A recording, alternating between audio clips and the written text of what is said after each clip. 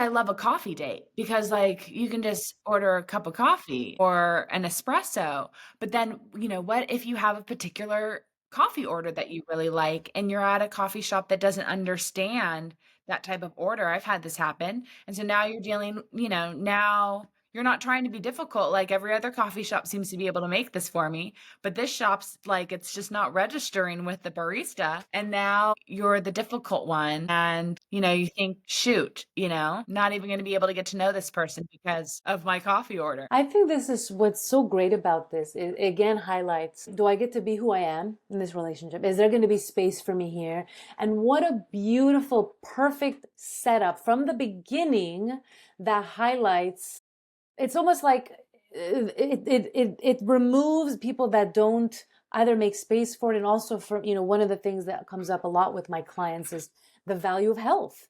Maybe somebody who, values health is going to be much more aligned with this way of being in the world. And that's something that you share as a core relational value versus someone that's just going to look at you with the side eye that's going to make you feel judged, is not going to feel good. So I think Yeah. it's a really brilliant strategy to bring on to a first date, actually. You just changed the whole way I looked at it because before it was making me feel insecure and it was making me feel, I mean, just all things negative. And I was really struggling with it. And now you've just completely flipped the script. And I see like the value of just showing up and being me with my coffee order or my food order or asking the questions that I want. Because if the person doesn't get while I'm doing this, they really aren't someone that can be with me long term. Yeah, I mean, this is part of you. I mean, this is what you do for work. It's infused in your whole ecosystem,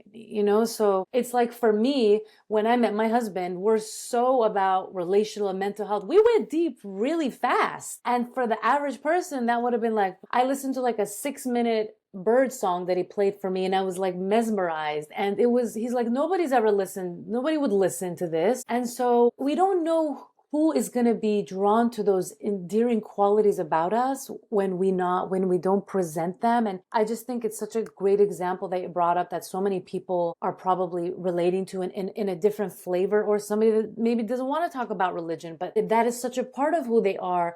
And actually the other person is relieved. They're like, oh my gosh, I'm so relieved that you talked about this because I, believe all of these things too. So it's also a filter system. And we can use these moments if we know it's going to be a potentially socially awkward moment. If we feel like, oh, this is something this person might get awkward around, we can just call it out, like, oops, there was my, little order.